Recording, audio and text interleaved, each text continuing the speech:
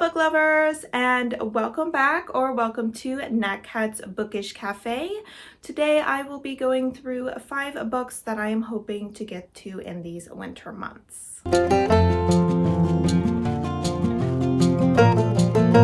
So last week I posted my end of year book tag. I will go ahead and link that up there. I did talk about a few of my more wintry books at that time because it asked kind of what I was hoping to read in these final months. So none of those books are making a reappearance on this list. So definitely go ahead and check out that video because the more wintry books are definitely there. These ones are mostly just books that I'm really hoping to get to in the next 3 months, so December, January, or February. We don't really have any like polar fantasies or any sort of like Christmas romances or anything like that. I'm not overly drawn to them, and in the winter month I kind of just pick up whatever. I'm not as much of a seasonal reader as I am when we're in like say the fall months. So in these 5 books we have a little bit of romance, a little bit of fantasy, some historical, sci-fi, and a nonfiction. So a little bit of everything.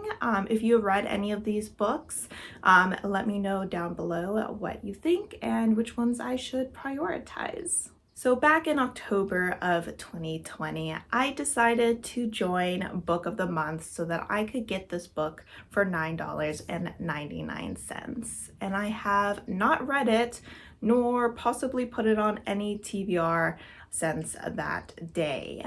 So this is one of those books where I feel like every time I walk by it, I need to like avert my eyes because it's staring judgmentally at me for not reading it, and that is The Invisible Life of Addie LaRue by V.E. Schwab. I have never read any V.E. Schwab book, so this would be my first experience with her. I do hear that the writing in the story is really lovely, but also very different than what she usually writes. So I don't know if this book will, you know, be my start to loving V.E. Schwab. It seems like a lot of people love some of her books and hate others because they are so different. But this is the one that called out to me the most. So I did go ahead and purchase the hard copy of it and have not picked it up since. Some of the hype for it has fallen over the years. This was one of those books where everyone was super excited about it, and then once they started reading it, they were left slightly disappointed. So this is a historical magical realism, I would say. I don't know if you could call it a full fantasy, about a woman called Addie LaRue, and she is being forced into a marriage with someone that she does not want to be with. So she makes a deal with some demon-like creature, I think he is, or some sort of devil-like creature, to gain her freedom. But this freedom comes at a high cost, which is that every time someone stops looking at her, they turn away, they walk into another room, they completely forget who she is, and when they see her again, they do not recognize her. So I think about like 300 or 400 years pass, and one day a young man walks into probably a bookstore or something like that and recognizes her. Like I said, I heard the writing was good. I did hear that this book has some missed opportunities as far as being diverse and introducing you to a lot of different cultures throughout history, that it's very white centric. So I am definitely lowering my expectations on that front. I am mostly hoping that I really enjoy the writing of the story. Plot-wise, it's not calling to me as much, but sometimes kind of a slow, beautifully written story is nice to enjoy in the winter. So I am putting it on as a TBR, and hopefully I actually get to it this year.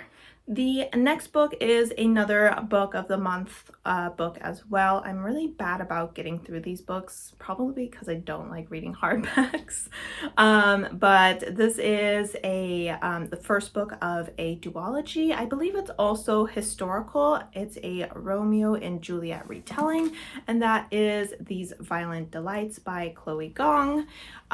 This is another one like Addie, LaRue, where everyone was like super excited to get into it. And then its hype died down once people actually started reading it. I think one of the things I hear is that a lot of people think that it's a romance, but that the romance is not as prominent as people expected it to be. So I will be going in knowing that, and so I won't be left overly disappointed.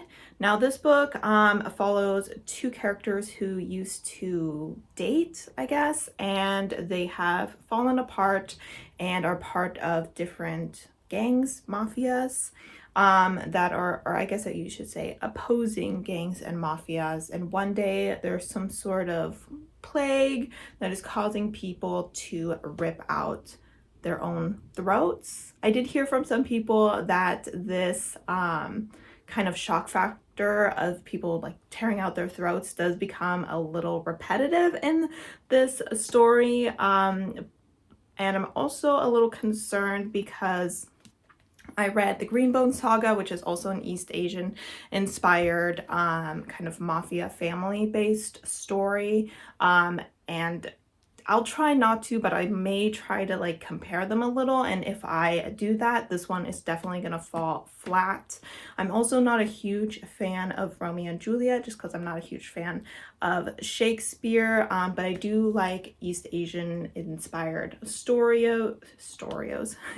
Asian inspired stories, and this one does seem to be historical. So I still think that I will enjoy it. By no means do I think this is a 5-star prediction. I'm hoping it'll be like a 4-star prediction.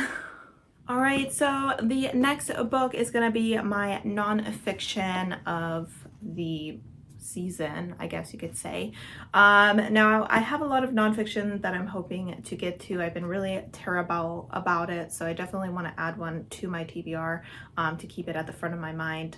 I chose this one because this is an issue that comes into my mind a lot during the winter months when it's very cold and it's very dangerous for people to be outside without shelter, and that is Evicted by Matthew Desmond. So this is a nonfiction story where our author is following multiple families over a course of, is it years or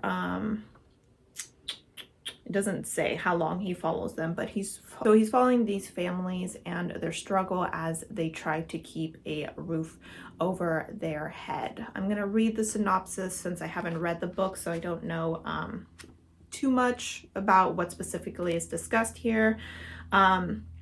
But it says, in Evicted, Princeton psychologist and MacArthur genius Matthew Desmond follows 8 families in Milwaukee as they each struggle to keep a roof over their heads. Hailed as wrenching and revolutionary, vivid and unsettling, Evicted transforms our understanding of poverty and economic exploitation while providing fresh ideas for solving one of 21st century America's most devastating problems. It's unforgettable scenes of hope and loss remind us of the centrality of home, without which nothing else is possible. So I know on the news I hear a lot about people having trouble finding homes, housing, just because everything is so expensive. So I feel like this is definitely still a very prominent issue. We also have a relatively high homeless population here near Olympia. We're a pretty liberal state, but we still have, unfortunately, a lot of people that are on the street and struggling to find homes, and I definitely think that it's something that I want to look more into, especially if I'm going to become a social worker who will possibly or definitely be working with families who are having trouble finding housing or keeping housing. All right, so book number 4 is going to be a sci-fi thriller. I do not know too much about this book because I kind of want to keep the surprise, keep the suspense, things like that. I have read one of his books earlier this year and really enjoyed it. I'm sure you know by now what I'm talking about, and that is Recursion by Blake Crouch. So this will be my second book by this author. I really enjoyed his writing style. I really enjoyed the plot twists. I felt that his book was really well paced, and I'm hoping to get all those positives in this next book as well. I really read like the first 2 lines of the synopsis, and it seems that it's about people who are experiencing memories that they never actually experienced in real life, and it's causing a certain type of madness because they're having trouble distinguishing reality from these fictional memories. Other than that, I don't know. The first one was multiverse. I don't know if this one's going to be multiverse, time travel, doppelganger. Who knows? I don't know, but I'm super excited. It's super short. His books are pretty fast to get through. And while this isn't really the kind of book that, you know, gives you those winter vibes, I'm definitely excited to get to this as soon as possible. Definitely not in December. I do have it on one of my lists of books that I want to read in 2023, so I'll wait at least until January or February to start this guy. All right, so all those other books are a little heavier. You know, we have a woman making her way through history, completely isolated. We have gangs dealing with plagues that are killing people. We have a very difficult to read nonfiction, and then we have a sci-fi thriller where people are suffering as well. So we needed something a little lighter, a little fluffier, and what better book to read than Love on the Brain by Allie Hazelwood. So I absolutely loved The Love Hypothesis, which I read from her last year, or did I read it this year? I don't even know at this point. Pretty sure it was last year, but it's one of my all-time favorite romances, and I have been putting off reading this book even though I pre-ordered it because it was kind of fall, and when you're looking at this bubblegum pink book, you're like, that's just not the fall vibes that we're going for. It's not the winter vibes either, but like I said, I'm not a winter seasonal reader or anything, so now is the time for me to read this book. I believe this is still a woman in STEM, enemies to lovers, possibly romance. It seems that they have to work together on some sort of neuroengineering project. I don't know what that means. But it seems she's having some issues at work, and her work nemesis is starting to become more of a work ally. So hoping for a relative slow burn like in the first book. I'm going to enjoy the sciencey setting, especially since I've been so hooked on sci-fi lately. And I just really enjoyed Allie Hazelwood's writing. Thought it was really sweet, really funny, and I'm just hoping that this is another 5-star read. All right, guys, so these are 5 books that I'm hoping to get to in the next 3 months. Definitely a diverse stack, which is good because I like to switch it up so I don't get too bored with one genre.